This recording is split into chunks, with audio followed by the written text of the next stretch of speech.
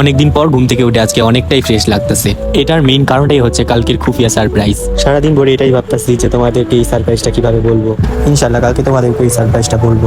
যাই হোক, এখন রেডি হয়ে নিচ্ছি প্রাইভেটে যাওয়ার জন্য, কারণ প্রায় সকাল 9টা বাজে।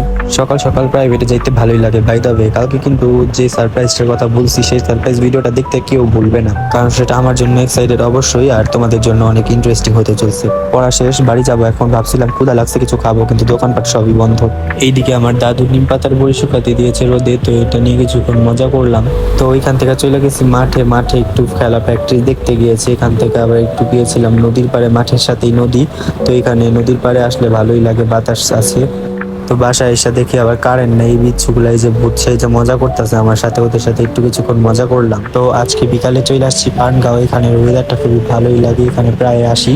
তো এখানে কিছুক্ষণ বসেছিলাম, বাড়ির দিকে আবার রওনা দিয়ে দিয়েছি, কারণ সন্ধ্যা প্রায় হয়ে আসতেছিল। তো কিছু খাবার সাথে নিয়ে নিচ্ছি, খাইতে খাইতে বাসায় চলে যাবো। ওই যে এখানে প্রায় অন্ধকার হয়েই আসছে, তো বাসায় চলে যাবো।